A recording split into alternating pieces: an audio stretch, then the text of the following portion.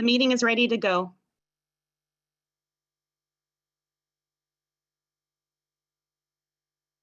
Thank you, Marcy. Am I expecting Councillor Parkinson?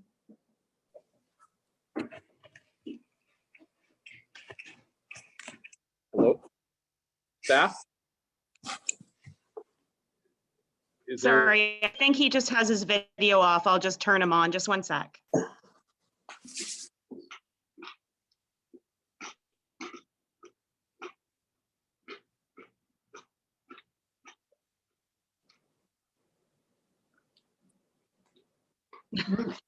There he is.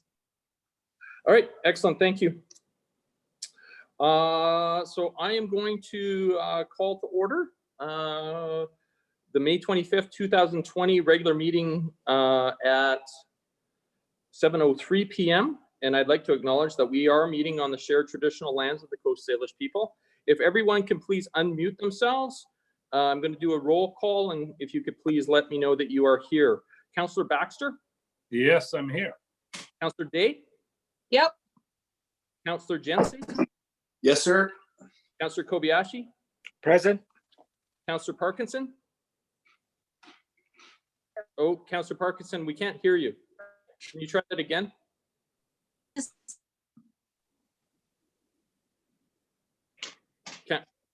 Councillor Parkinson? Councillor Parkinson? I see you. Oh, Martin, this is Selena. Can you hear me? I can hear you, Ms. Williams. I think I saw headphones go on, so perhaps Councillor Parkinson can hear us now. Councillor Parkinson? Councillor Parkinson, I can see your mouth moving, so I'm assuming you can hear me, but we can't hear you. Go ahead, Ms. Williams. Did you want to say something about that?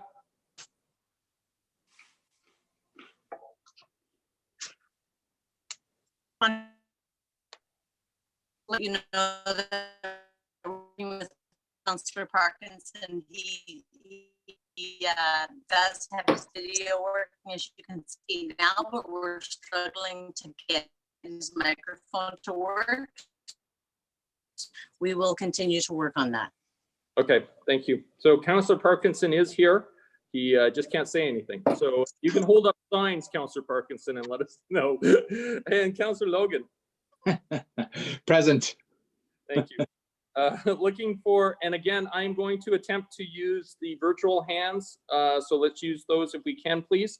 And just as a quick reminder as well, I am going to be with the protocol of the council meetings, which would be look to a motion first, and then look to discussion where every councillor has the opportunity to speak once to it, and we will call a vote if people wish to speak a second time. So I'm looking for approval of the near-term, long-term, and regular council meeting for May 25th. And I have Councillor Logan has moved it. Councillor Kobayashi has seconded it. Any discussion? Seeing none, I will call the question. Any in opposition? None. Moving on.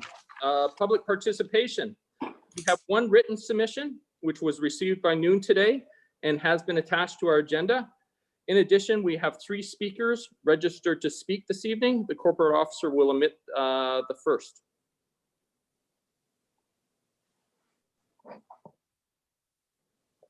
Thank you, Mayor Martin. Good evening. You've joined the May 25th regular council meeting. You're in the public participation portion. Please proceed. And if you could provide your name and phone number at the beginning, that would be appreciated. Thank you.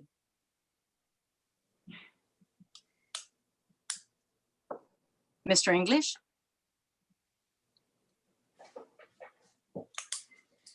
Oh, That might help. Mr. English, you've joined the public participation portion of the meeting. If you could just commence, I've just obviously given your name. That would be great. oh, great. Thank you very much. Good evening, Mayor and Council. My name is John English. I have lived at 401 Proctor Place in Colwood for the past 15 years. I'm speaking to you this evening on behalf of the Royal Bay Homeowners Association. We would like to first start by thanking the Mayor and City staff for taking the time to meet with some of us last week. We felt that there's genuine interest in listening to our concerns and actively discussing some of the suggestions we've had to offer. We intend to reach out further this week and make similar connections with other members of council. We understand that there will be a meeting of the Transportation Committee next Monday. Having effective, safe, and efficient transportation systems is very important to the people living in and around Royal Bay. People, as you know, living in this area currently have to travel for work, for shopping, and to take their children to after-school activities. There are no options in our community. We have forwarded a document outlining our assessment of the situation and have offered some recommendations to help the city formulate an effective and efficient transportation plan. I won't speak to this document this evening, as we anticipate addressing the subject later in meetings with the mayor, members of council, and city staff. The Royal Bay Homeowners Association has been and will continue to work hard to help the City of Colwood realize the vision and goals embedded in the city's new OCP. Thank you for providing this opportunity for me to speak with you this evening. I will now hang up and listen to the rest of the meeting. Thank you, Mr. English. And I would echo, I very much found our meeting earlier, I guess it was late last week, was highly productive. So thank you. Looking to our second speaker, Ms. Williams. Mayor Martin, it's Selena speaking again. I just wanted to let you know that Councillor Parkinson has dialed in, so he does have phone access where he can speak, as well as sitting in Zoom on the video. Hopefully we'll be able to get him back in one piece, but in the meantime, you do have his voice there as well. I will now let the second speaker in. Thank you. Hello, Peter, please proceed. Yes, good evening, Mayor and Council. Actually, just hand over to James Monroe first from the Housing Society, and then we'll switch over again.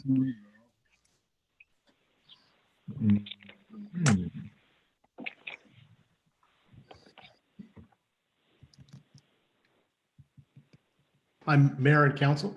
Do I have your permission to speak? Yes, you do. Please go ahead. Thanks so much.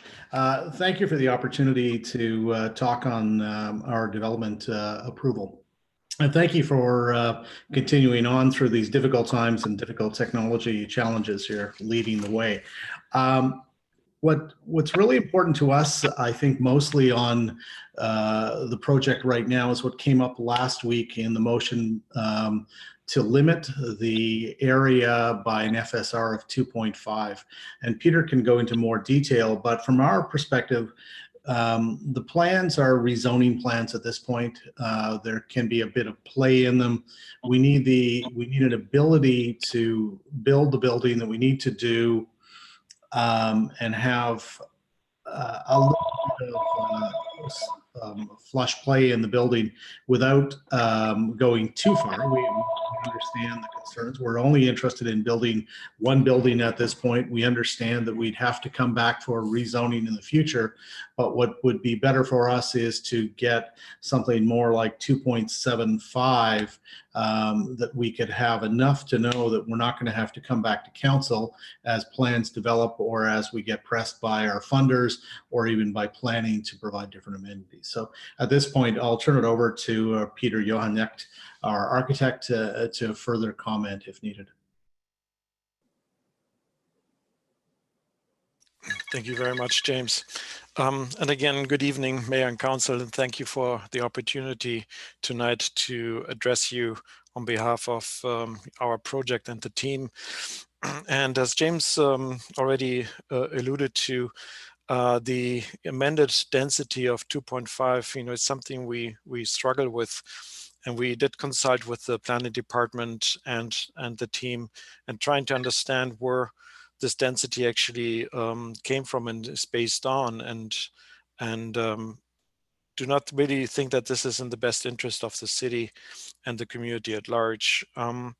We do believe that the suggested density of 2.5 to 1 is a rather an instinctual response to a perceived concern about future unknown development scenarios, which, do not really recognize the already established protections provided by the development approval mechanisms that you have and that are the guidance also for the municipal staff.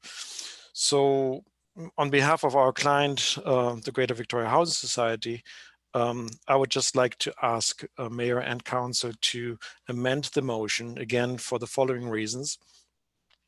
The OCP envisioned density for the site is much higher than 2.5 to 1 with up to 15 stories height in building.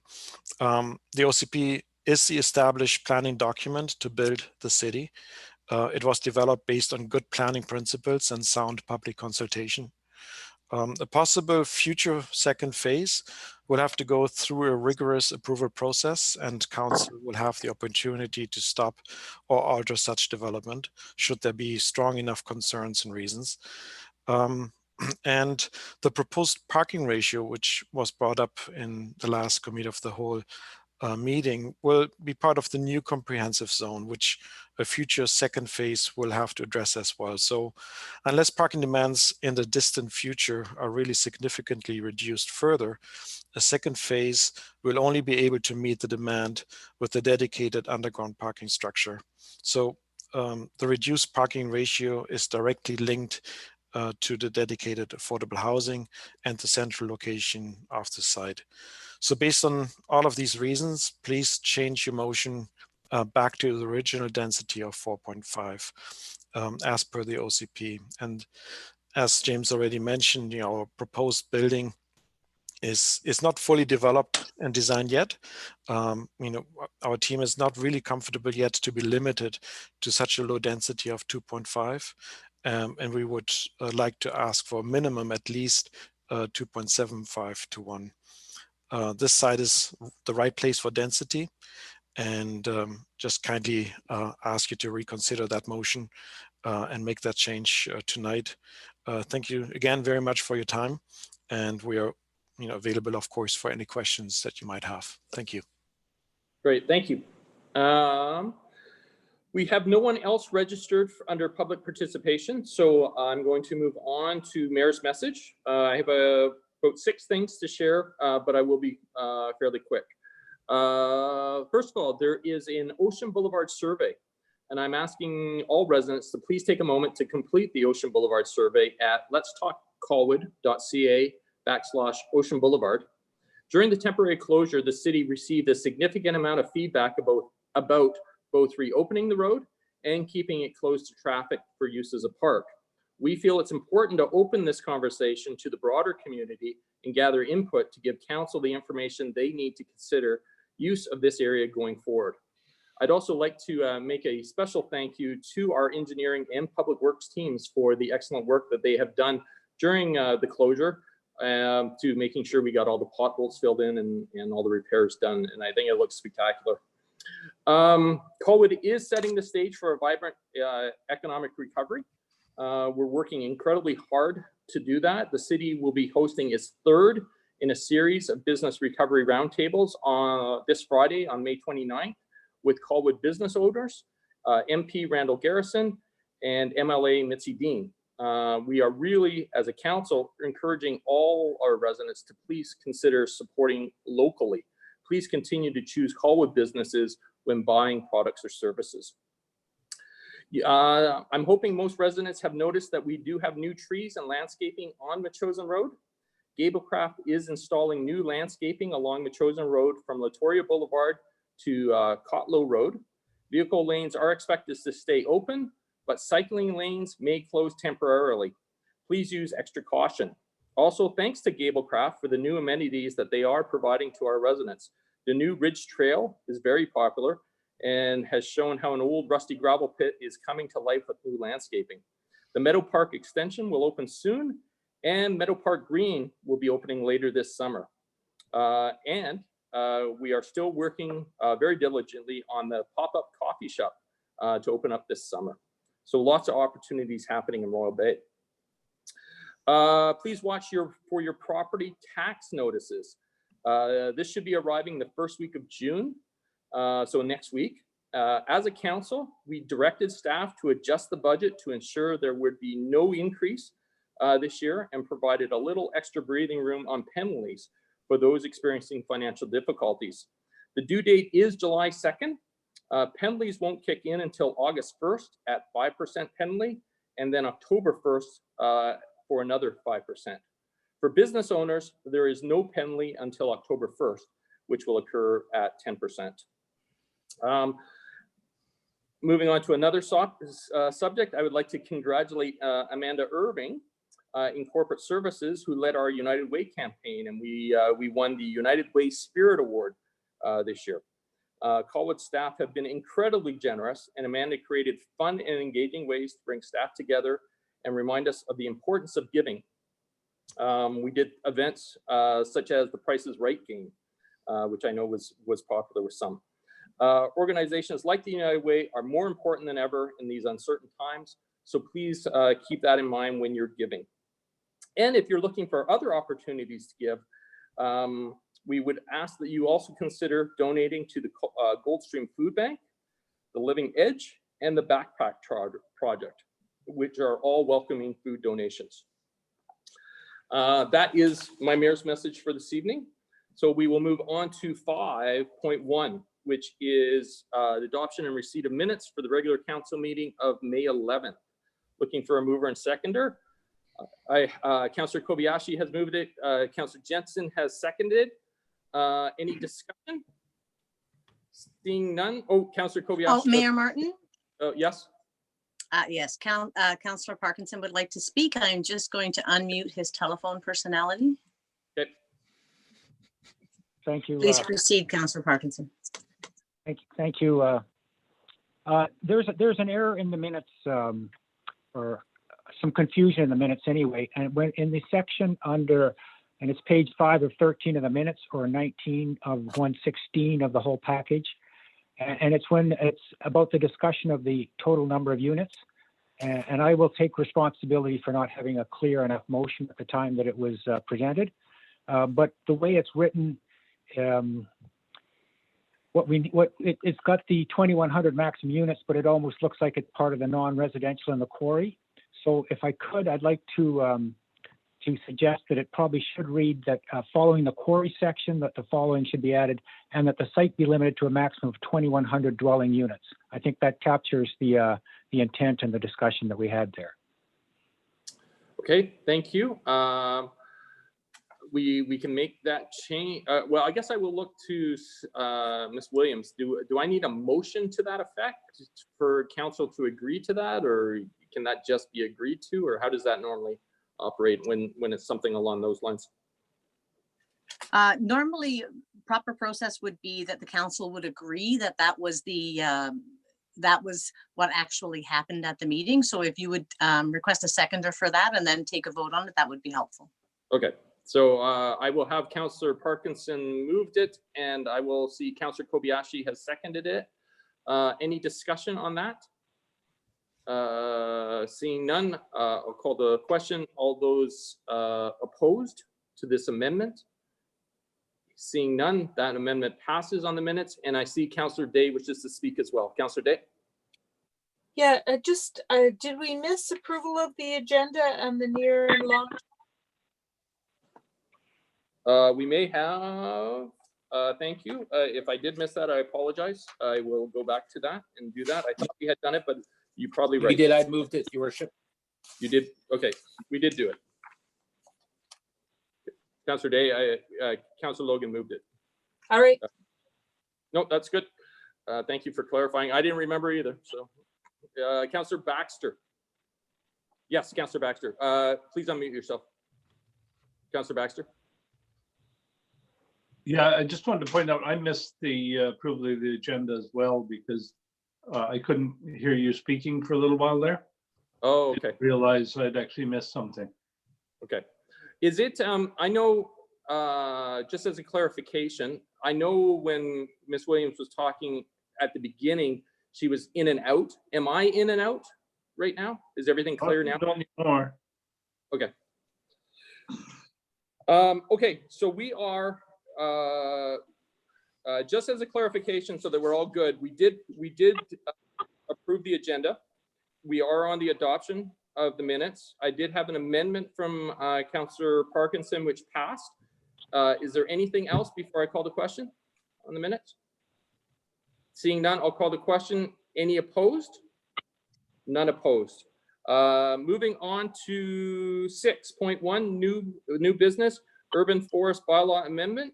Mr. Buchan is available for questions. May I have a mover and seconder, and then we'll go to discussion. Thank you. Moved by Councillor Day, seconded by Councillor Logan. I'm going to clear you all. Is there any discussion on this item?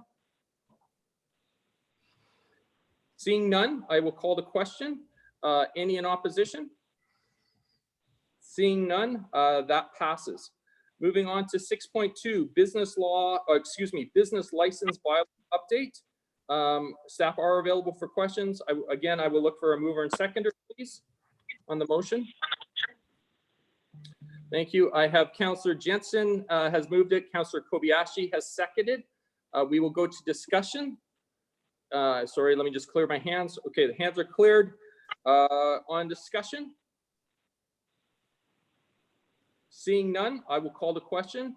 All in opposition? Any in opposition, excuse me? Seeing none, that motion passes.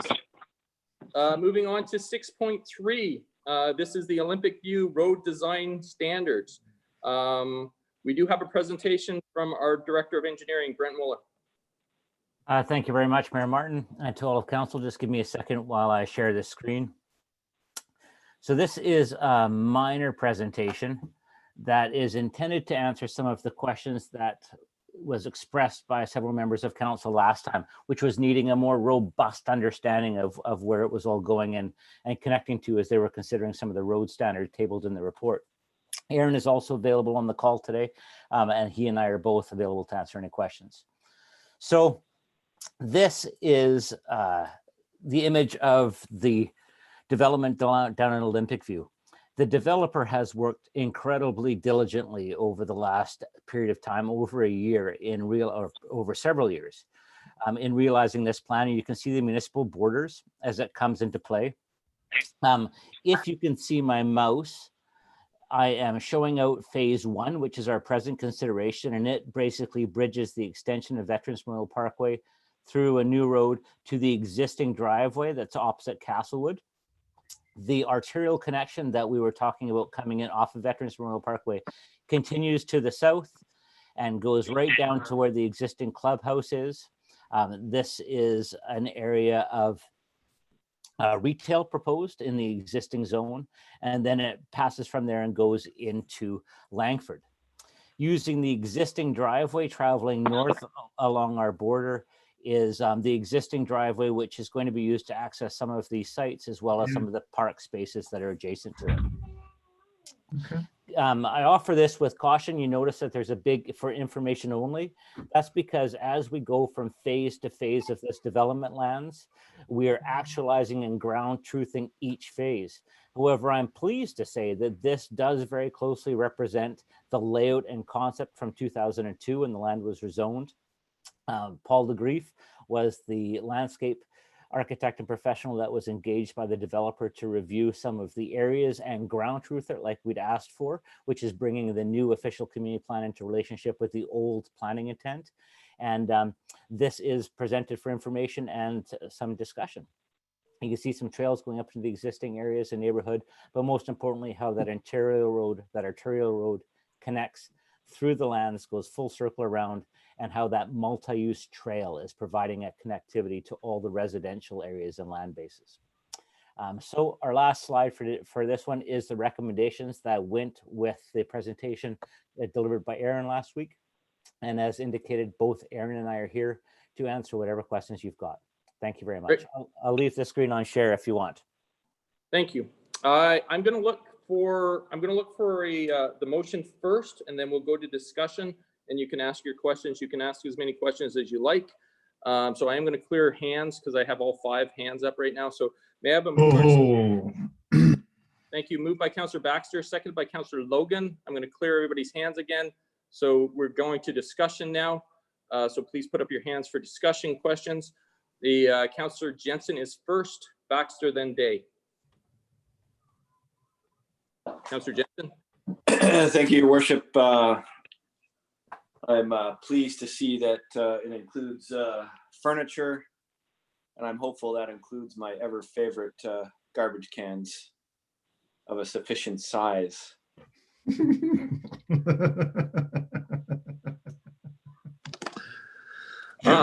Assuming that was just the point that you were attempting to make, Councillor Jensen, so I'm not going to look to staff for that unless staff wish to comment. I'm assuming not, so I will go to Councillor Baxter. Councillor Baxter, please unmute. I have one question for Mr. Molnar, as he is the approving officer.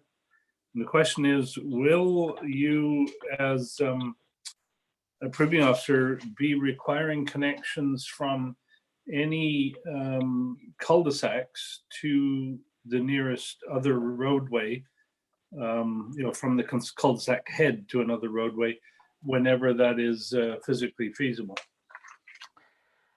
Thank you very much. I'm just looking to see if I am muted. I am unmuted. Thanks for the question. There are a couple of small cul-de-sacs that are located off of here. And wherever the cul-de-sac is tying into a trail connection, we're definitely providing or looking for that link to be there. My mouse is now in the southeast quadrant of the residential area. A great big deal of discussion went to the trail network that's in the park space to the north and how we were going to tie those in. Roughly, it was if the cul-de-sac holds less than 10 residential units and didn't provide link to a trail, there'd be no need to provide a connection.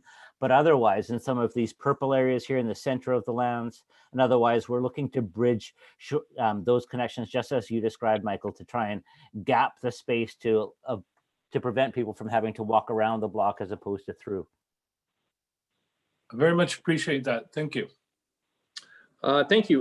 We will go to Councillor Day. Thank you. My question is also for Mr. Molnar. Thank you very much for providing the conceptual plan, but right about underneath where it says for information only, there is a small yellow road connection to the main road. Yes, right there.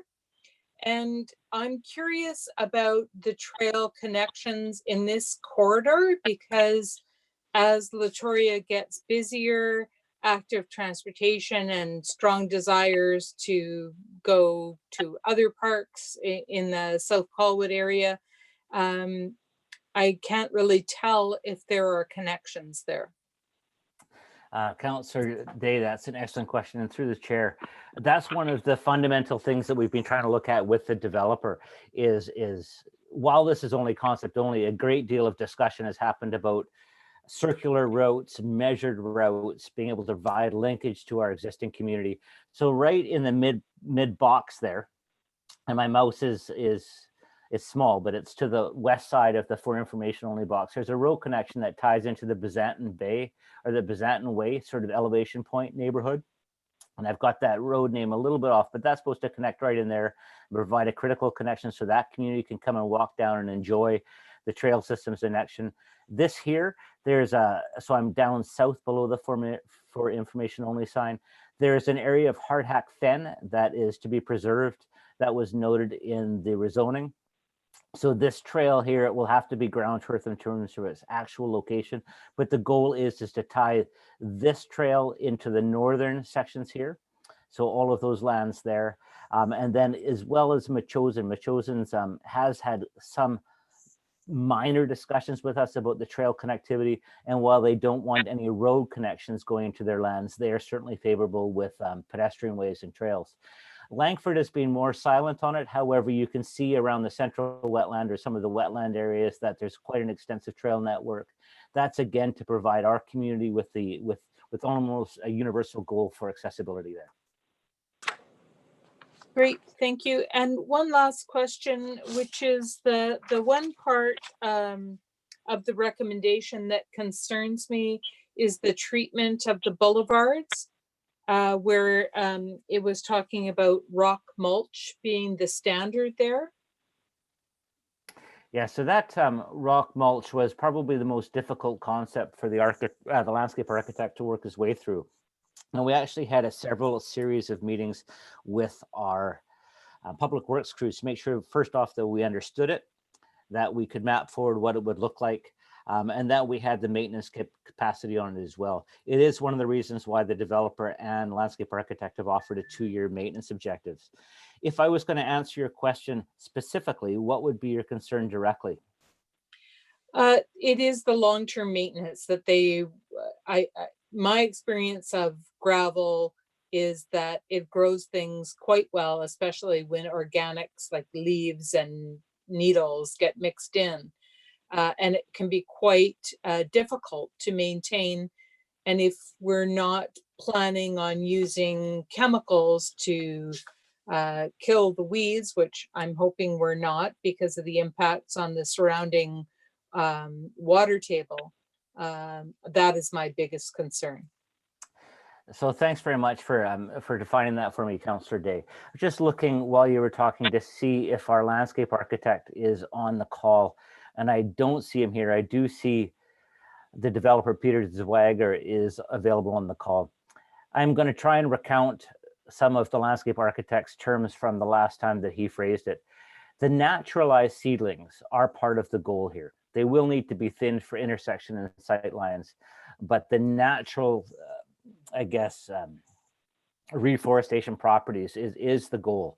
None of us have mapped this or have lived with this 5 years out, other than to say that it is what the Olympic View access route is today. That is 20 years of naturalized landscape and boulevard. One of the concerns, though, from staff in ensuring that we were painting an appropriate picture for the landscape architect and for the developer to consider was the public perception. This would be an area where the naturalized growth would predominate, as opposed to a manicured growth, which is very, very typical of a new residential development. We know that that manicured growth of a new residential development is quite both labor intensive, water intensive, and well, how do I say, and kind of what the people expect. So the developer has implied that he will be educating the community that buys the house as to what they're buying into. We're hoping to get some informational signages to say that this is a naturalized area. However, that is the truth of 5 to 10 years out, and it'll be to all of us to try and hold to the standard, which is drought resistant, naturalized seedling, no treatment with pesticides and herbicides if at all possible. And it'll be largely mowed with a boom mower as opposed to a ride-on mower in a lot of areas. Thank you. Excellent. Okay, I don't see any other hands. My only comment is I will be supporting the motion. I did already have my kick at the can at the committee of the whole, so I'm not going to argue it again, but I do wish to express that I do disagree that I believe the light standard should be Colwood wide and not development wide. I do not believe in that, but I already tried to convince you guys and I failed. So I will call the question.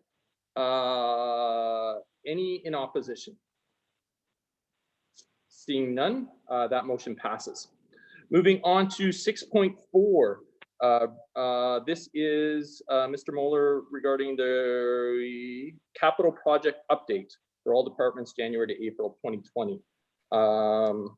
We do have, before I look to Mr. Moeller, I am going to look just for the motion so that it makes it cleaner. So can I please have a mover and seconder to that? Thank you. I have Councillor Logan and Councillor Jensen has seconded it in a clear hands.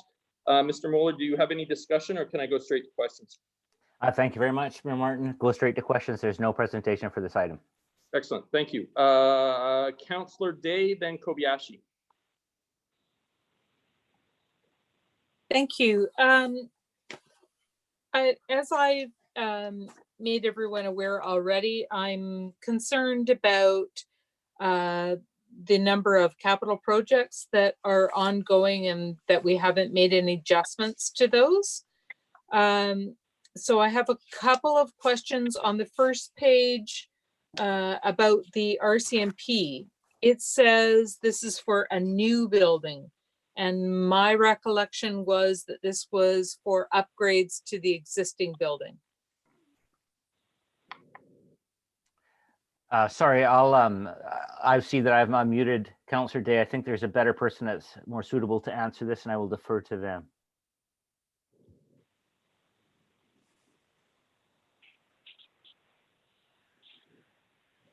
Sorry, I don't see anyone speaking up. Robert? Okay, Your Worship, may I go ahead? Please. I don't have the specifics number at hand, sorry, the specific numbers at hand, but I would estimate that 2/3 of this funding, which is currently showing at 86,900, is for the pre-design of a new structure on top of the existing area where the old structure part of the building exists. The remaining 1/3 of this budget is for continued upgrades to the existing facility.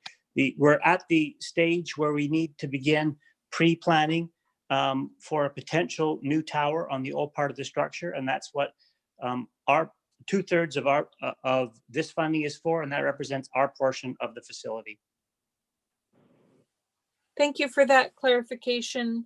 My next question is with regard to the City Hall space improvements. And the only reason I'm asking is because we've done this quite a few years in a row. And I'm just wondering why it's taking so long and why it's continuing on.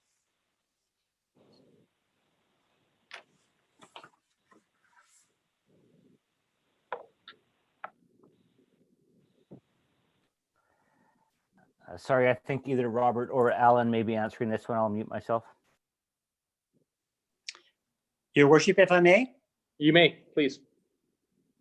This particular project, City Hall space improvements, we're looking at a design in 2020 with construction currently showing in 2021 of 200,000.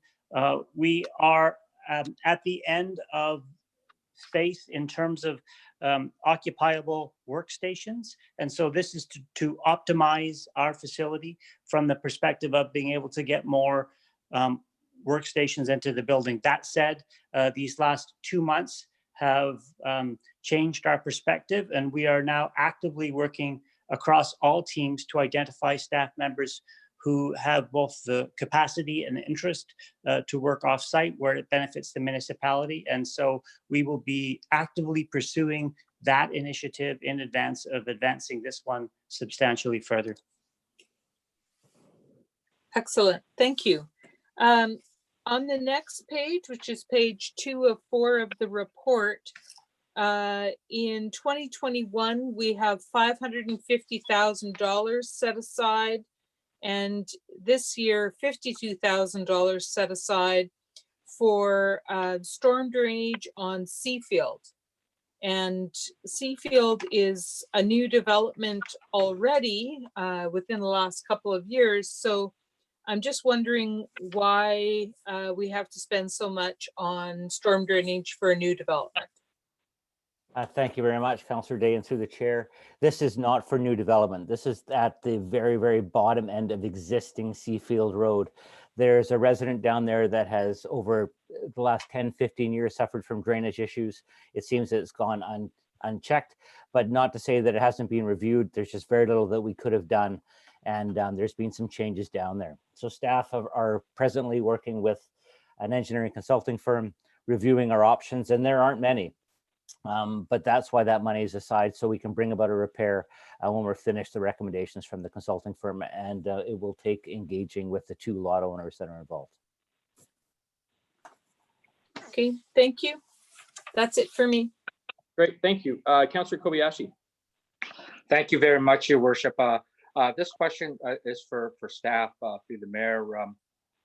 We're already almost 2 months into the fiscal year, and yet we spent less than 1% of the capital budget for the year. So I guess my question is, in reality, what's the probability of us actually completing these capital projects? Not unless there's the way I read this right now is I say next to impossible. And my second question, it is sort of answered by our CAO here. But I guess what I was also looking at too is, these capital projects are based on an assumption that everything goes back to normal. We're going to get this V-shaped recovery. And to me, we should be looking at it from three different perspectives: the V shape, a W shape, or a U shape, or the hockey stick effect. And so the reality of this budget is, I guess from my perspective, assumes that everything is back to normal and we go at it. So I don't know how realistic this is. So I just wondered if you can give me your comment on that. Thank you. So I'll handle the first part of that, Councillor Kobayashi, through the chair. The financial plan was just adopted in May, and it's very, very atypical for staff to precede that, especially during a time where we've been asked to restrict our spending. And we did go in, and we are still presently dealing with COVID, which has drawn a significant amount of staff attention and resources. Being as that we're just out in May, I'm pleased to announce that RFPs are out, the works are underway, and we'll be able to provide as best as possible by about Q3 how we're progressing on it. This is intended to be a good news story in terms of what our projects are and to help present to council what our intentions are. I know it's really small in your agenda, but there are actual notations about when we'll commence and when we'll get going on things, or when the intention is. Q2, Q3, Q4. So we do plan to keep council abreast. And thank you very much for the question. Okay, so I guess you're still not answering the second part of my question. Is this does assume that we're through the worst, and I don't think, if you listen to Dr. Bonnie Henry, I don't know if we are through the worst. We may be, in for a hockey stick if this all comes back again. So I guess the question really is there a plan B associated with this then? Because again, it's going to take away from our resources if we go back into that same situation again.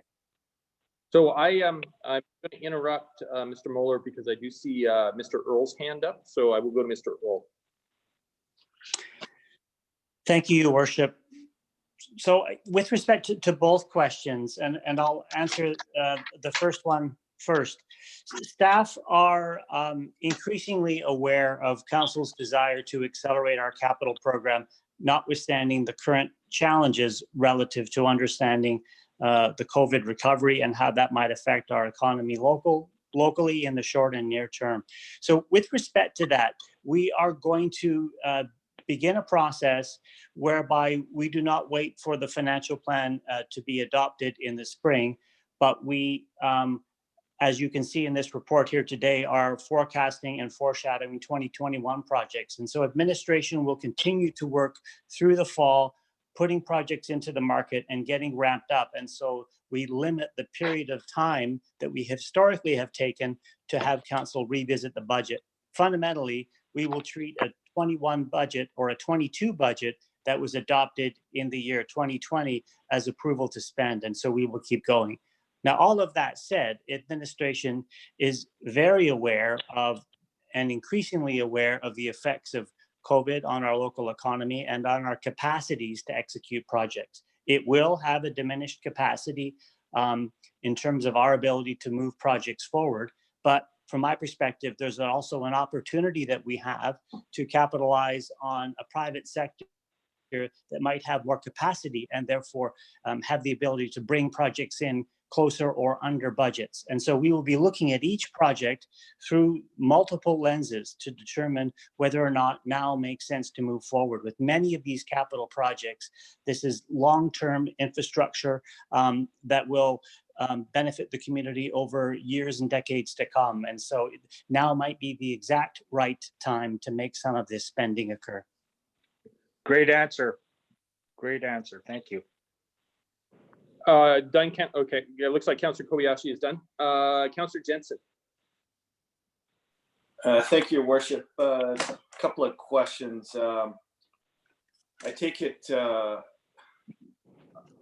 confirm for me, Brent, that all of this falls outside of our 0% increase, our budget bylaw. None of this is affecting that. This money is from DCCs and gas tax, et cetera, et cetera. I'm sorry, the entire presentation of the first quarter is the budget as approved. It's all as considered as the budget table, and none of it's outside of the budget as passed. Yes. Can I jump in, Your Worship? Please. Yeah, so correct, Counselor. Of the 11 million, about 6 million are reserves, 4 are from grants, and then there are some DCCs. The actual true tax portion of this is only about $30,000. So you're correct in that statement. Sounds great. And Brent, specifically, the Allendale Road works, 4.5 million. Remind me, I'm sure we've discussed it. That figure seems higher than I recall. Does that include the portion that others are paying as well? Yes, because we have not received any grant or offer. We have received the offer, but I don't have the money in hand. It's for the full amount, and that will come forward for council considerations and that scope exercise that Councillor Parkinson spoke to on June 8th, if the report makes it through. Sounds great. And just a last comment, and I agree wholeheartedly and was going to state the same as the CAO, that I think we have an opportunity before us here. There'll be lots of people looking for work, and I bet we'll get some good feedback from our RFPs. And construction was one sector that wasn't shut down by the province, much of it. And I think it's high time that we get cracking on some of these projects that have been on our to-do list. Thanks. Thank you. Councillor Parkinson. Thank you, Your Worship. Sorry, it's an awkward phone in here. Just a few questions, and maybe it's easiest if I throw out all my questions first and then wait for answers. First, I noticed that we have sidewalk and bike lane improvement review for $80,000 under Parks and Recreation. And we also have 300,000, I believe it is, and under engineering for sidewalk and bike lane program in 2021. And seems like a lot of money, and they seem to be, I'm not sure why we have two. Second question, Latoria Park stairs are in this, which is good. Let's get something done there. I'm just wondering what's proposed. Third question, we have sidewalk projects on both Painter Road and Machosen Road that seem to be, $5,000 short of getting over the finish line and then ready to build, but not until next year. And I'm just wondering what the holdup is there. And then just a general question, I noticed in a lot of these projects, they talk about the design being underway and an RFQ being coming up. And I guess I don't understand the city's position on RFQs, request for qualifications versus tenders. Is it just a two-stage process? I wonder if somebody could explain that to me. Thank you. Thank you, Councillor Parkinson, through the chair. So I'll please excuse me if I forget any of these items. I'm sure you can remind me. So first off, sidewalk. You had two questions about there. Why did we propose 300K in 2021 and a lesser number this year? This number was to review the works areas of infill and propose a budget for future years. We also expect the Transportation Committee, once it commences, to have some comment about the areas of infill that I'd like to see focused on. And we're also working with a BC Transit, not in terms of BC Transit, but in terms of staff delivery of BC Transit objectives, trying to tie our sidewalk loops and our trail loops into our high volume transit stops, which will all go into our planning exercise this year. And then the greater expenditure is planned for next year. Of course, remembering Mr. Earle's comments that if it needs to be accelerated for economic growth, we can do that. In terms of the Latoria stairs, that project is out for RFP presently. It will close at the end of the month, and we are predicting a report back to council in as early as it can be in June. It is tentatively scheduled on the long-term agenda, or maybe it's short-term agenda, to be June 22nd, and that'll be the results of the RFP, so council can choose how it wishes to spend the money, on which build option it would like, and staff hope to present the life cycle costing relevant to those costs as well. In terms of Painter Machosen, those are projects, interestingly enough, that started in 2019, perhaps even 2018. And they are just about at the finish line. I appreciate you mentioning them because they do need to be kicked across that finish line. They will be this year in their design projects, creating that shovel-ready intent for next year if council so wishes. And that leads me into the last item, which I believe you mentioned, which was the design projects. RFQ was intended to stand for request for quotations for the design works. And so that is still the intention as it was discussed during the budget process that we'll go out for design. and create shovel-ready projects for council's choice in future years, but also qualified with Mr. Earl's comments that if we need to accelerate them, we may for economic recovery. Thank you. I think that addresses them all. Thank you. Okay, great. Thank you. Okay, I'm not seeing any other hands, so I'm going to call the question. This is just to receive the report. In opposition? Seeing none, that motion passes. Moving on to 6.5. This is select committees, chairs and vice chair. I'm going to read out the recommendation. I did speak to everybody by email. I didn't hear any responses about looking at changes, so I'm just going to read it out, and then I'll look for a mover and seconder.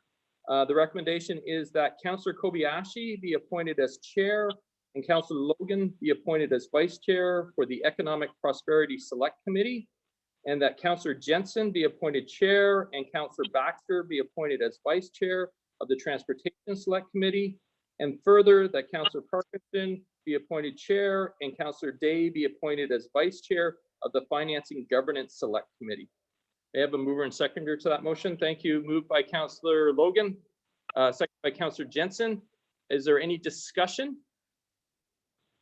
Seeing none, I will call the question. Any in opposition? Seeing none, that motion passes. Moving on to 6.6. This is Ian Borhill, our Director of Long Range Planning, regarding the Colwood Economic Recovery Planning. We do have a recommendation, and I'll go discuss it. Please. If I Thank you, Mr. Mayor. Seconder, then I will go to discussion first. It looks like I have no mover or seconder, so then let's go to discussion.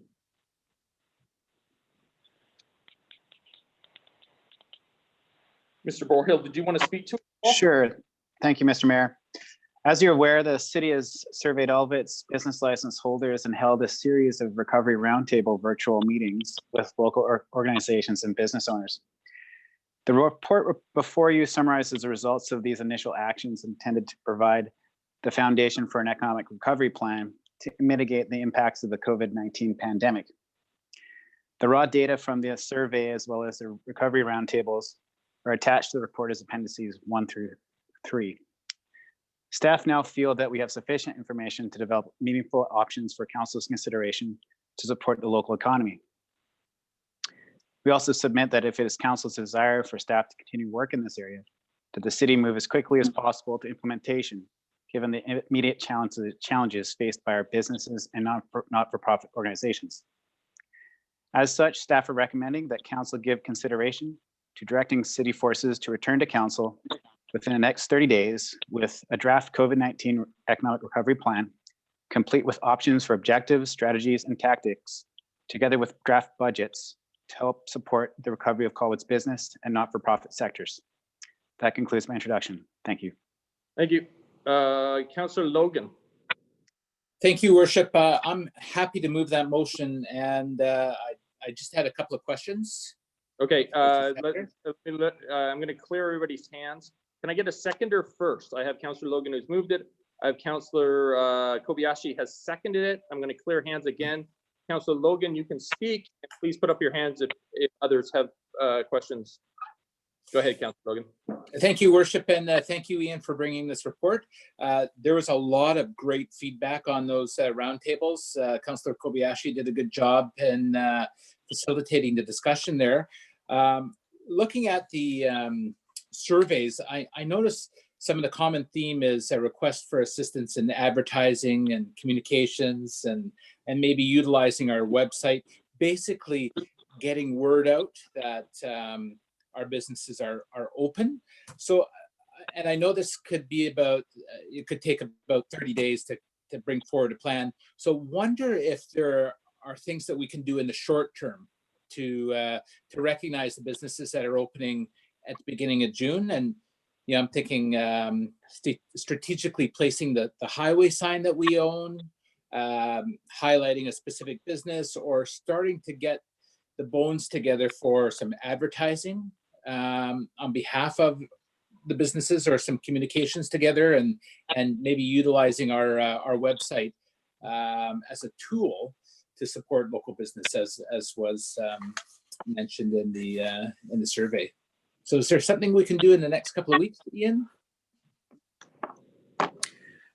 Through the chair, certainly if council wants to make an addition to the recommended motion, that staff look for strategies to implement within the 30-day period, we're certainly happy to do that. I know a lot of the business owners, as you picked up on, really said that they need help getting the message out right now. So that's part of our impetus for moving quickly. Oh, Councillor Logan, did you have a follow? Well, I'll wait until the rest of council has some discussion. Thank you. Thank you. The list is Councillor Baxter, Day, Jensen, then Kobayashi. Councillor Baxter. Councillor Baxter, could you unmute? Thank you. I have a couple of questions for Mr. Borhill. In the options alternatives, there's mention of consideration of a two-stage building permit. Can we just get a brief explanation of what that is? Yes, through the chair, that was an idea that came out of the first round, or one of the two roundtable meetings. And essentially it would allow for an initial building permit to be provided prior to, say if we used to issue foundation permits, and then additional permitting would flow from that. And that would give some flexibility to the builder in terms of what they actually had to put together for the submissions. We're not necessarily saying that staff is in a position to recommend that at this time. We're simply saying that these are some of the actions that are envisioned coming out of the survey work and the roundtable. Yeah, I understand that you're just saying what could be looked into. Well, are we saying could be looked into or will be looked into at this stage? We're saying these are what's envisioned through the analysis, the preliminary analysis of the data we received. And we do have some history with the two-stage building permit concept. And there would have to be a lot of engagement with internal staff as well as the builder community before we went there. But it's there because it came up as an idea from the roundtables. Understood. So another thing, if you could explain the matching dollar support for Colwood Business Marketing Program. Yes, this was another idea that came out of the roundtables where there could be a scenario where the city is providing matching funds to businesses to help promote local businesses. That way we would have a show that businesses weren't necessarily just getting a handout, but simply we were assisting them with the marketing campaign that they thought was necessary to keep their business going. Which brings me to the sort of ultimate question. It's always been my understanding that direct grants or assistance to businesses are illegal for municipalities. Yes, through the chair, we would ensure that any action that was brought forth to council was pre-vetted with respect to meeting any legislative requirements. And in this particular case, we would be looking to promote business sectors within Colwood as opposed to specific businesses. So you could see a collection of businesses that were promoted in an effort to promote local businesses writ large as opposed to a single operator. Thank you. Yeah, I understand that now. And looking at all the recovery ideas, there's some really, really great ones, as Councillor Logan said. And I think the idea of spotlighting businesses, perhaps a few each week, as was suggested in one response, and essentially informing the community what these businesses offer, whether they're open at this time or whether they will be in the future, and that sort of thing would be really useful. Right now, it can be hard to tell which of the businesses we know about in the community are open or online. providing service that way. And one of my favorite responses was, and I quote directly, empathy, coordination, and streamlining a knowledge base. And I got to say, I hope nobody takes this the wrong way, that certainly during my early years working for Langford, the city's demonstrated empathy for the problems that business face was actually really, really important. And that doesn't mean bending rules, and it doesn't mean being lax. In fact, there were times when people who were denied permission wrote letters thanking the city for the way they were treated. And I'm not sure we're quite there yet in all cases in Colwood. And I know that's a hard thing because you can't measure it, but I think it's the thing we all have to strive for at the staff level.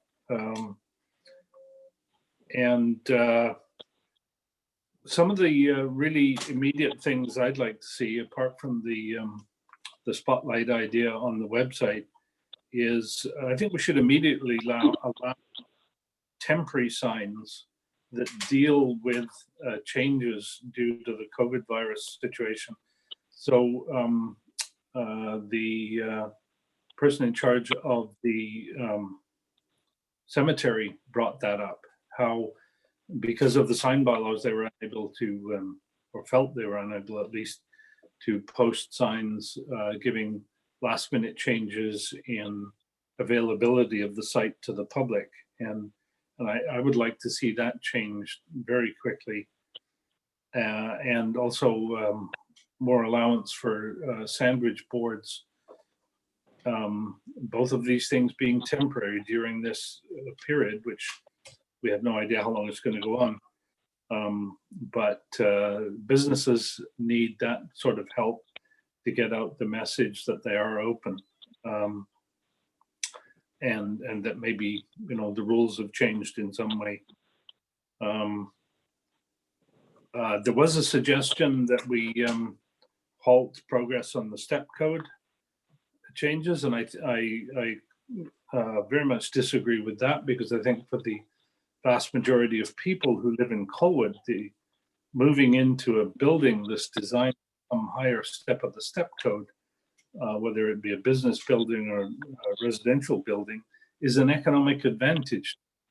It lowers their cost, and it doesn't impose costs. The capital cost on the building, it does perhaps chew away at the builder's profit margin, but it doesn't change the cost of the building to buy. As we've seen recently, prices all over the country are going down, and that's not because the builder's costs have changed. That's just the market. You sell a building for what the market will bear. Always have done. Another thing I'd like to see, I'm not sure if this would be a change or not, but I think the city needs to absolutely adhere to shop local whenever possible. And there are apps out there that are available to municipalities to help with the shop local ethos. And I think we should investigate those. And I love the idea of the project with Royal Roads to compare the impacts of online purchases versus local. And those are my, thank you very much. Thank you, Councillor Day. Thank you. I completely agree that it was really excellent to hear from all the local businesses, and it certainly comes through loud and clear that they're very worried and they need help right away. So I have two suggestions for short-term help.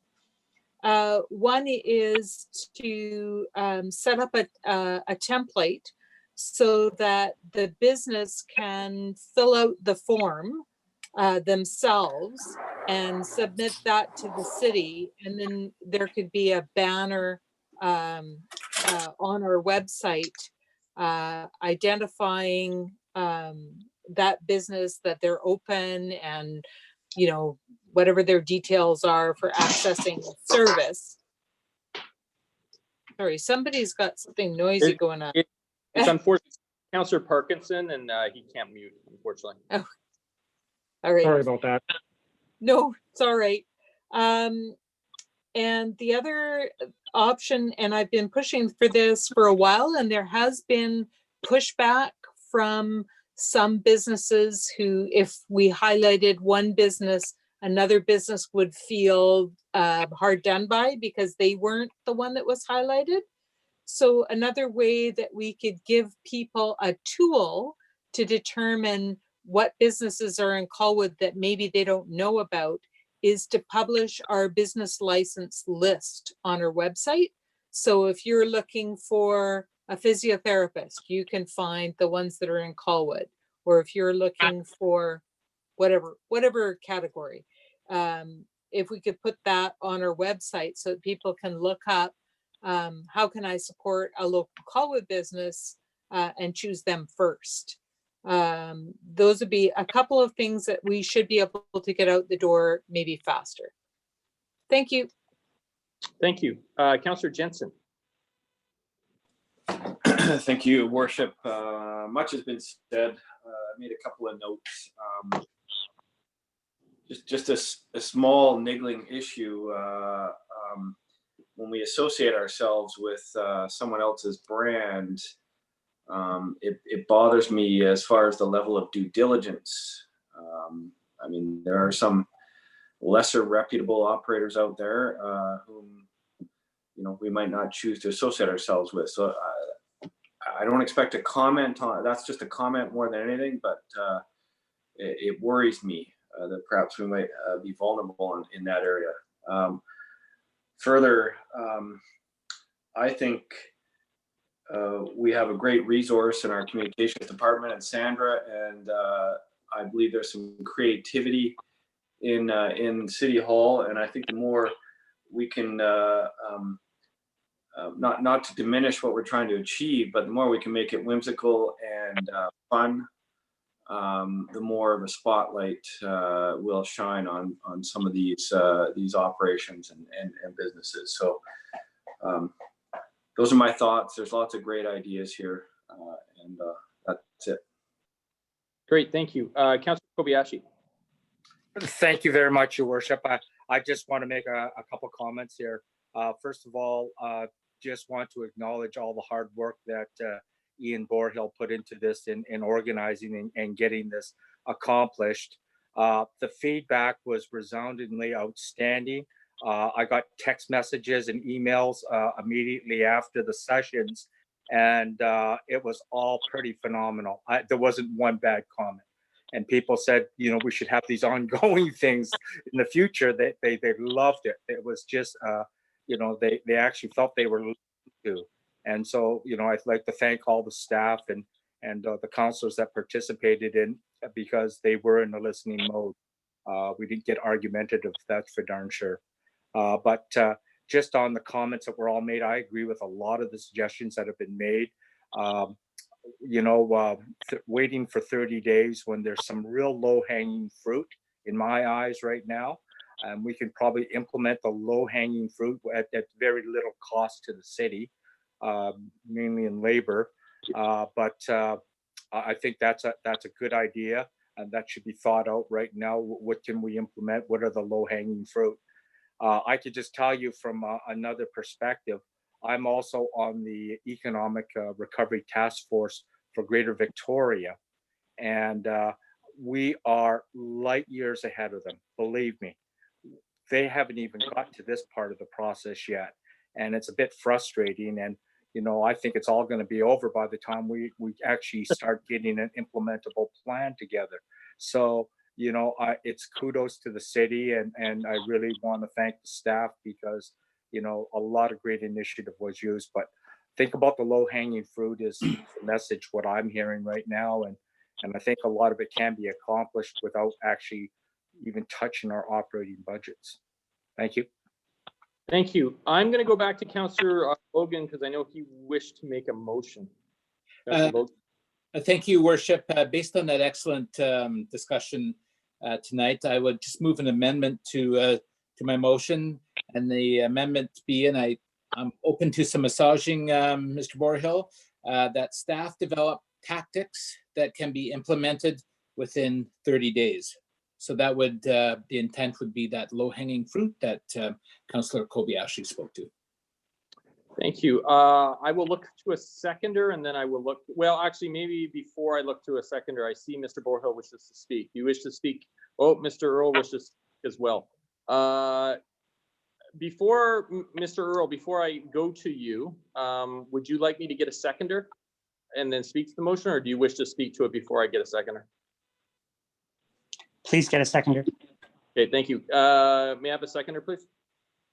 Councillor Baxter has seconded it. Thank you. Oh, everybody seconded it. Thank you, everybody.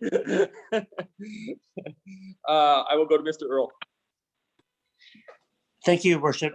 Staff are seeking to understand if Council has comfort with staff proceeding with the spending of existing resources and budgets in advance of specific approval for said plan within the 30-day period that we will use to come back with a more formal plan. And so what I'm specifically seeking is, does Council have comfort with administration beginning to spend now, recognizing we do not have specific budget authority yet? I'm seeing head shaking yes. So I'm going to say yes, you do, Councillor, or excuse me, Mr. Earl, unless somebody wishes to raise their hand to object to that. And I'm seeing no hands objecting to that, Mr. Earl. So I will go to the amendment. I do have that amendment in front of us. It has been moved and seconded. Is there any discussion on the amendment? Seeing none, I will call the question on the amendment. Any in opposition? Seeing none, thank you. And then I will go back to the main motion. I will call the question on the main motion. Is there any, excuse me, is there anyone who opposes? No one does. So that passes as well. Moving on to 6.7, this is council meeting start times. There is no paperwork. Way I would bring this forward. Thank you, Mayor Martin. This arose out of a discussion with respect to the length of the recent council meetings and people leaving meetings at 10:30 and 11 o'clock at night. What I'd like to do is just lay out a few things that I'd like council to consider as you consider changing the council meeting start time. So currently we have a procedure bylaw in place that dictates that the meeting start at 7 o'clock. And we also have an adopted meeting schedule that places an in-camera meeting, a regular in-camera meeting in the 6 o'clock time slot that council wishes to now move the regular council meeting to. So based on the discussion tonight, what staff would be really helpful for staff to hear is, does council wish to see the council meetings move to 6 o'clock so that they can end earlier in the evening? And if so, then we could simply ask that you adopt a resolution directing staff to come back with the appropriate tools and procedures to facilitate that. And I'll just leave it there. If you have any questions about existing legislation or bylaws, please feel free to ask me. Okay, so I am trying to look for a motion first, and then we go to discussion. So I will go to Councillor Day first. Councillor Day, do you have a motion? Did you want to move, or did you have discussion? Yeah. Well, I want to propose that we consider 6:30 as our start time, because sometimes when we've talked to the public before, it's just not possible for the public to participate at 6 o'clock sometimes. So that was the happy medium that we had found. And I think that by Okay, actually, I'm going We- to stop Counselor Day. Sorry. Okay. So I hear the motion. So your motion Okay. is start at 6:30. I will look for a seconder and then I'll come back to you to motivate on the 6:30. Do I have a seconder to start the meeting at 6:30? Sorry, I got to clear hands. My apologies. I've cleared hands. I'm looking for a seconder for Counselor Day's motion. I have Counselor. I'll second. So Counselor Day, please continue. Thank you. So my reasoning is that we don't usually go as long as we have been. Zoom has been challenging for us. Plus, we're just getting organized in terms of our near and long-term agenda. So I think if we're succinct and work on being as functional as we can be around the table, we can make it work at 6:30. And I think that our public would appreciate the opportunity to participate because public participation is always up first. And I know they can write a letter, that is an option, but being included and considered has mattered a lot to people when we've talked to them about it in the past. Thank you. Thank you. Counselor Logan. Thank you very much, Your Worship. I do appreciate those comments. I guess my thought is I would like to see a consistent start time for both committee of the whole meetings and council, and so there's some predictability there. And there sometimes from Monday to Monday there is confusion as to what meeting starts at what time. And I think if we had a blanket start time of 6 p.m. Then it eliminates that confusion. And I can tell you those late night meetings, I know for Councillor Jansen and I, they are killers when we're up at 5 o'clock the next morning to go to work. And that 1 hour will make a difference. And I do want to recognize too that the impact that these meetings have on staff, because staff have worked all day and continue on. So I think if we can shorten up that gap, it's beneficial for all around. Thank you. Thank you. Councillor Baxter, then Jensen. Councillor Baxter, unmute. I think the logic for a 6:30 start for council doesn't stand up in the face of a 6 o'clock start for committee of the whole. Committee of the whole is actually more important for public input because that's the stage where we really discuss things. And therefore, I think the motion either has to suggest both start at 6:30 or both start at 6, since that's the only logical thing to do. Having never heard from anybody that 6 o'clock was too early to get on the phone, and knowing that whatever time you start or have the meetings, somebody is working. There's always somebody who's working at the time that we're holding a meeting, whenever we did it. So I won't be supporting the 6:30 time. Okay, thank you. Councillor Jensen. Thank you, Worship, and I apologize. I guess I was the one that got this ball rolling, and I think much has been said. I do believe consistent start times would be appreciated, not only by me, but I think occasionally there's council members that mix that up as well. And yeah, and I was going to make the point that people come to committee at 6 o'clock and have lots to say, and I expect that would be the same for a 6 o'clock council meeting. And again, that would mean the occasional 5:30 or even 5 o'clock start to accommodate in council. And I appreciate this will require some administrative changes on behalf of our staff. But I think it's just important that they get away and home to their families at a decent hour as well. Thank you. Thank you. Councillor Parkinson. Just seeking clarity on the motion, whether we're talking about a 6:30 start just for council or for both council and committee. The motion presently, Councillor Parkinson, is only for council. So it would be a 6:30 start for council. Can I ask the mover if that was the intent, or if she'd like to make a You may- change to 6:30 for both? Today, did you intend to have the two mirror? I hadn't considered that as an issue, but I'm certainly fine with both of them starting at 6:30 if that made anybody happier, but it doesn't sound like there's too many people who agree. I find it difficult to be there at 6 o'clock, but that's just me. Councillor Parkinson, it's still to you. Okay, let me make a friendly amendment to the motion then, that both committee and council would start at 6:30. And we'll see where it goes. All right. Fine by me. Okay, so I'm assuming Councillor Day, you have seconded that then? Yes. The amendment to your motion. Okay, so I'm clearing everybody's hands. Councillor Kobayashi, you will speak to the main motion when I come back to it. But I'm talking just about the amendment, which is to have both committee and before I go any further, I'm going to look to staff. Staff, are there any issues in regards to changing the time for COTW? Thank you, Mayor Martin. No, the motion. same, the same steps would be undertaken.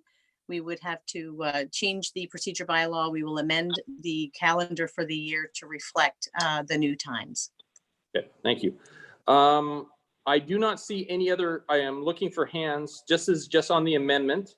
So this is to have both COTW council start at 6:30. And I see Councillor Kobayashi wishes to speak on the amendment. Councillor Kobayashi. Yes, thank you, your worship. I'm going to support it because when I signed the dotted line a couple years ago, and they said, you know, you're going to be a councillor and it starts at 7 for council, 6 o'clock for committee of the whole, I understood the rules. And to me, actually, I don't like that 6 o'clock start, mind you, because it gets kind of difficult to get, if you're involved with other committee work in other places, to get home and have dinner and everything. But so the compromise of 6:30 and it to Councillor Baxter's point, to be start consistently, I will support that. I will support it. It's a good compromise because that's what I've always understood why council meetings started later, was to give that opportunity for the public to come out to it. And so I noticed that we do have a better attendance at council meetings than at committee of the whole. So I will be supporting this. Great, thank you. I don't see any other hands, so I will just speak to it. I will support this motion that the two meetings should mirror themselves, but I do not plan on supporting the main motion of starting at 6:30. I would prefer for council to start at 6. But I agree that we should be mirroring whatever we choose to do. I'm just giving one more opportunity. I see no other opportunity. So this is just the amendment. Oh, I do see. Councillor Logan, were you looking to? Was that a vote or? No, I just wanted some clarity on the amendment. Sure. So the amendment is that both committee of the whole and council will start at 6:30. Okay. That is the amendment right now. So I am just calling the question on the amendment. Those in opposition. Councillor Jensen and Councillor Logan oppose to that. I'm going to clear. So the amendment passes. I will go back to the main motion. The main motion, Councillor Kobayashi, you did have your hands up to speak to the main motion. Do you have anything else? Okay.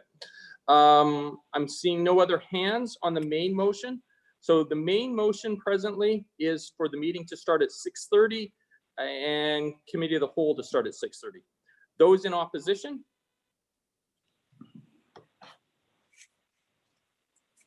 Councillor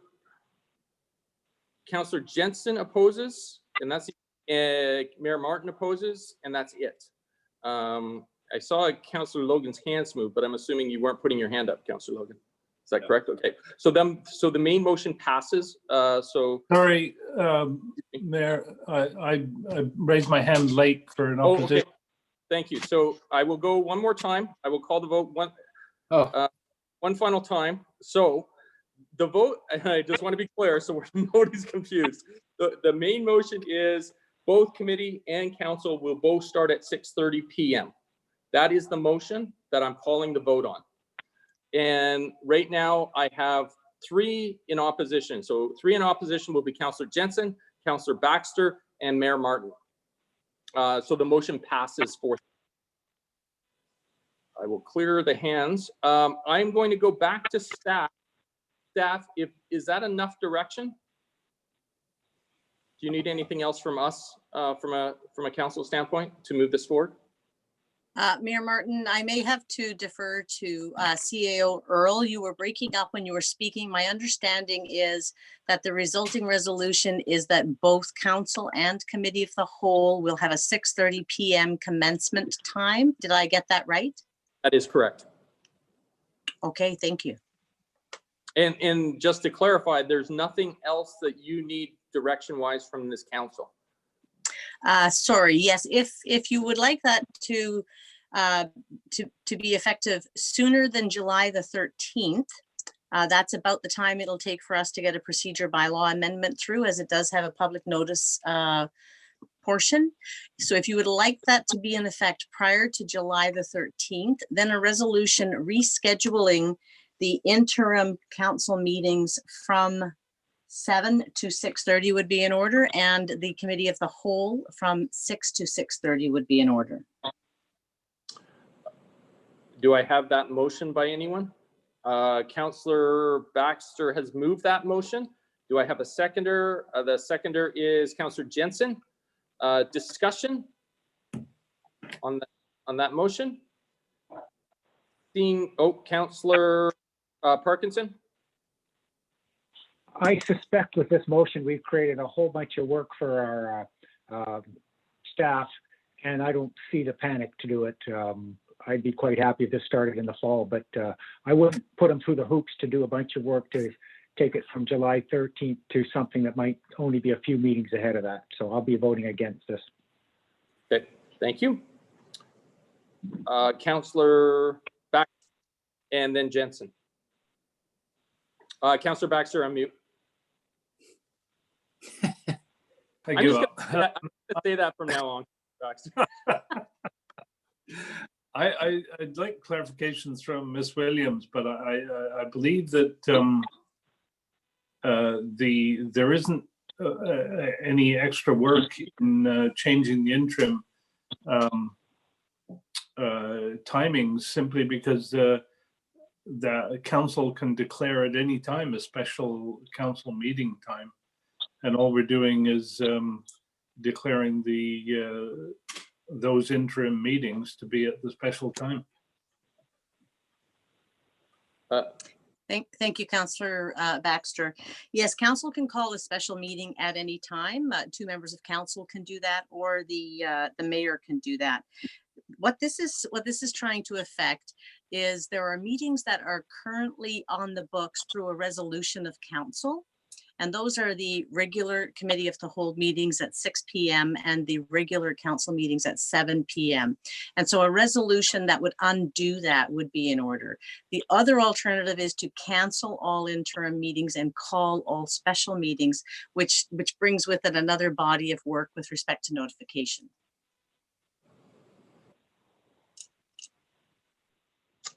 Okay, Councillor Jensen. I appreciate Councillor Parkinson's comment. I'd love to know, or just an assessment of how much work this is going to entail for the couple months difference.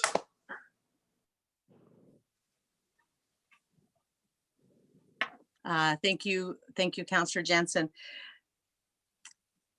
The amount of work that's going to happen to change what's in the procedure bylaw won't change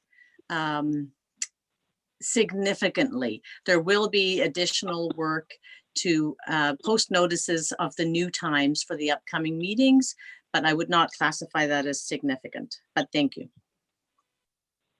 Councillor Day. Thank you. My only comment is that The procedure bylaw, as everyone is aware, takes a while to get familiar with. It's even more so for members of the public. So I think there are some unintended consequences, which is, the public is sure that they're standing on firm ground in understanding that committee of the whole starts at 6 and council starts at 7. And then we're kind of pulling the rug out from under their feet without, when we change the procedure bylaw, there is all those notification protocols for that specific reason.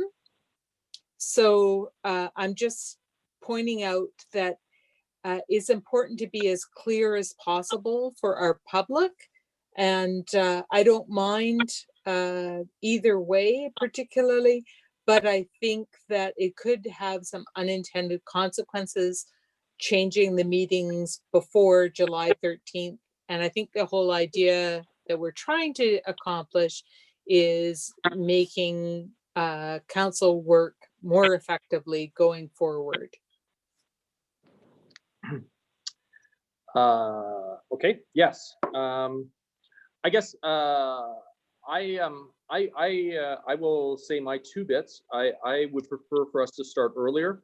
I think there's also, I appreciate what Councillor Day says, that there are unintended consequences. There's also unintended consequences by us going past 10 o'clock, because part of the reason we have motions to stop at 10 is we start paying double overtime staff. And so that this is a significant cost savings by pushing the time forward. I would much prefer, again, I guess I can't argue that because we're going to stick with 6:30, but I just think that there's more risk to us, that it's financially costing us a lot more by having a later start time than an earlier start time. So we are still on the motion to look at starting before July 13th. Excuse me, I apologize if the date isn't right. I'm looking for any other discussion. Seeing none, I will call the question. Any in opposition? Councillors, I'm just giving people a moment. Councillor Parkinson opposes. Oh, and Councillor Kobayashi opposes. And I'm just waiting to see if there's anybody else. No, so the motion passes. Moving on to bylaws. Bylaw 7.1, this is bylaw number 1807, land use amendment, CD 27 Belmont. Jerome, first and second reading. I will look for a mover and seconder. Can I make a point of order here, Mr. Mayor? You may. Can I just point out that at the last discussion here, we passed a motion that said, and that prior to first reading of this bylaw, staff return to council with a report that outlines all fees, charges, and taxes that may be applicable to projects in Colwood and to this site in particular, and any proposed alteration of these fees, charges, and taxes for this particular site. So we passed that motion, and obviously now we're looking at first reading. We don't have that information in front of us. I think everybody knows I don't believe this project is in the best long-term interest for the city, but I'm not here to obstruct just for the sake of obstructing. If I could, I'd like to make a motion to adjust that date for that information. Is that appropriate? I will look to staff. I'm not, I don't know. Fair enough. I don't either. Thank you, Mayor Martin. Yes, the existing resolution does ask that the information come back prior to first reading, and if council wishes or is willing to wait until prior to public hearing or a later date, certainly a motion to that effect would be in order. Okay, and sorry, that would be before we're in bylaws. I guess I'm just confused where I'm placing this motion, Ms. Williams. Yes, that would be before the bylaws given first reading, given that the existing resolution asked for the information prior to that. So that will adjust that to a later date. Okay. And then allow you to proceed. Okay, so then I will go back to Councillor Parkinson. So it is in order. So go ahead and make your motion. I would say that the motion should read, and that at least 2 weeks prior to public hearing of this bylaw, staff return to council with a report that outlines all fees, charges, and taxes that may be applicable to projects in Colwood and to this site in particular, and any proposed alteration of these fees, charges, and taxes for this particular site. Thank you. Do I have a second to that motion? Councillor Kobayashi has seconded that. So I will go to discussion. I'm seeing no hands, so I'll call the question. Any in opposition? Oh, I'm sorry, there. Councillor Day, were you discussing or were you opposing? Sorry, I was trying to discuss. Okay, go ahead. I just wondered why since that motion was made, why are we moving this forward? You know, sorry, it should have come, the report should have come now, prior to first reading. I can answer that, Mayor Martin, if you'd wish. Sure. It was something that was discussed late. However, we wish to also get the matter tabled back on the agenda because of the FAR discussion that occurred on today. Not an intentional misstep, and my apologies for it. And thank you for your consideration tonight. And I will, sorry, and before I go back to Councillor Day, I will go to Mr. Earl.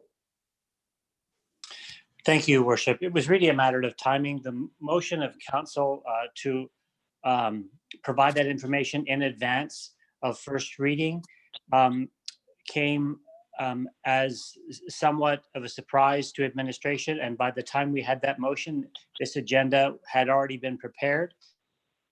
It was an oversight on our part not to go back and take this item back up. Okay, thank you. I will call the question on the motion then, unless there's any other discussion. Seeing no other discussion, I'll call the question. Any in opposition? Councillor Day opposes. The motion passed. So now we are in bylaw 7.1, bylaw number 1807, first and second reading. We will do these together. Do I have a mover and seconder, please? Moved by Councillor Kobayashi, seconded by Councillor Logan. Discussion. Sorry. Councillor Baxter, then Logan, then Jensen.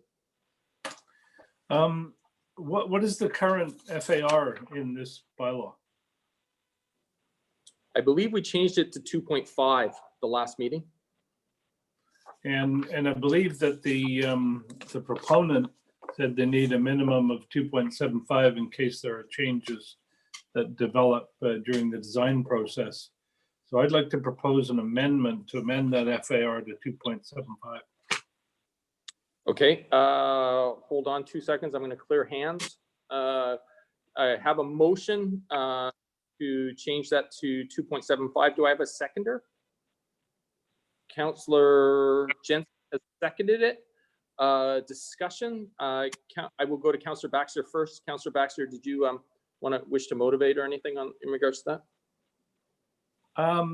Only to say that this is part of empathizing with the needs of the developers.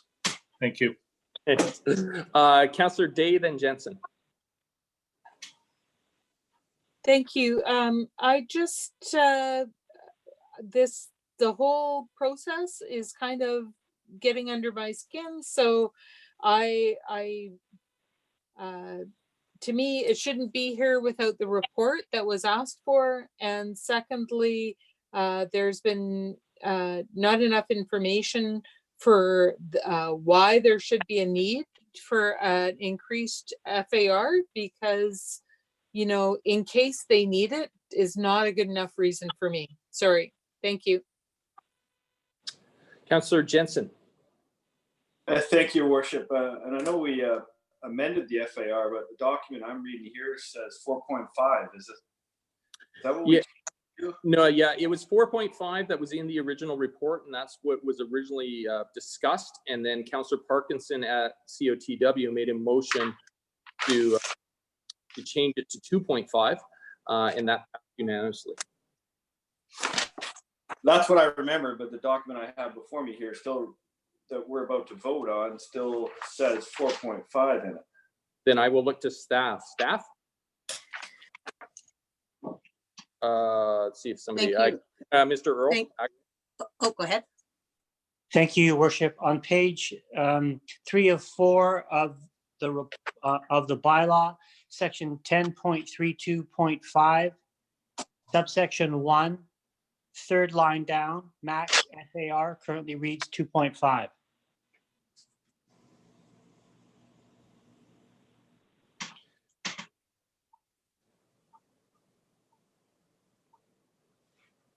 Councillor Jensen, is that, did that answer your question, or are you? Well, I don't know. Mine says I put a big circle around it, but I guess it's kind of moot given the amendment anyways.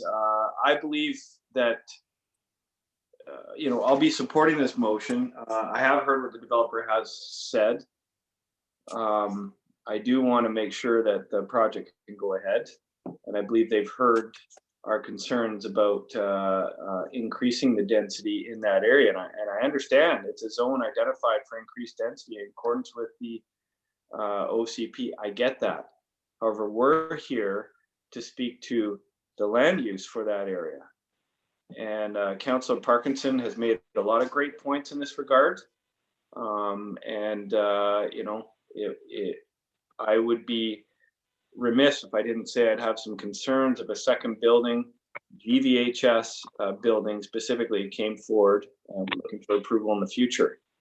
I would have to think long and hard about it. I do want to see this project through, and I think I've endorsed it all the way along, but that's my line in the sand. Thank you. Thank you.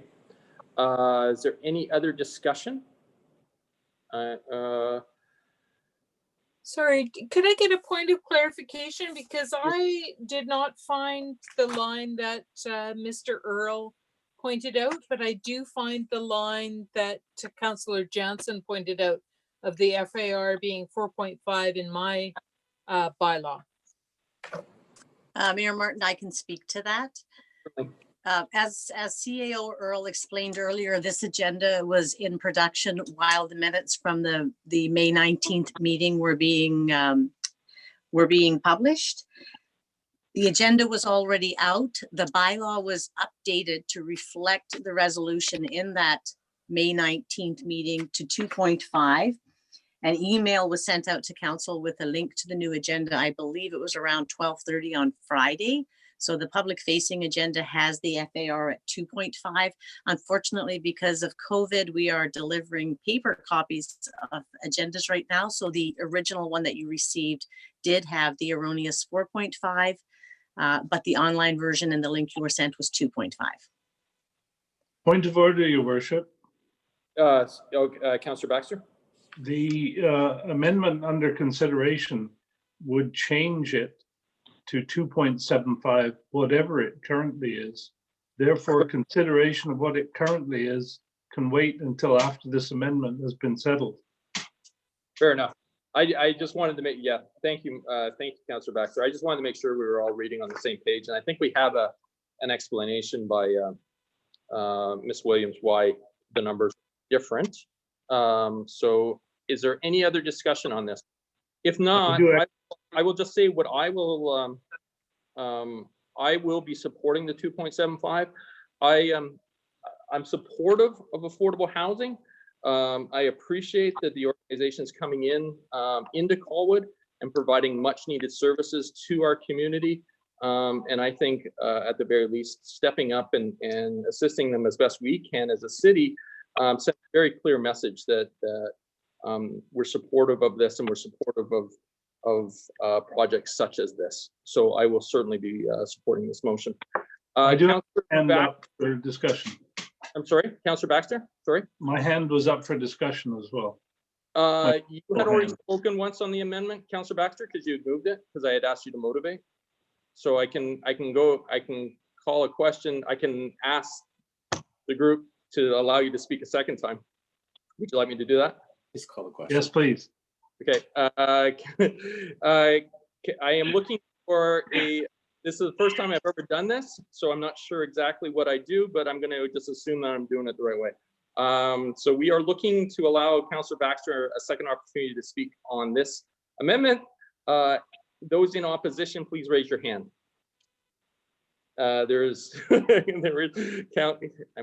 Councillor Jensen opposes. The motion passes. So Councillor Baxter, I just wanted to address Councillor Jensen's comments, actually. I wasn't sure whether he was intending to oppose this amendment on the basis that a second building might be built. But of course, the alteration from 2.5 to 2.75 would not allow a second building to be built unless it was a very small one. Thank you. All right, so I will call the question on the amendment. Those in opposition, please raise your hand, your virtual hand. Seeing none, that the amendment passes, which brings us back to the bylaw. And forgive me, I believe I have a mover and seconder for the bylaw, staff. Is that correct already? You do, Mayor Martin, and now you'll be reading the bylaw as amended. All right, so the bylaw as amended.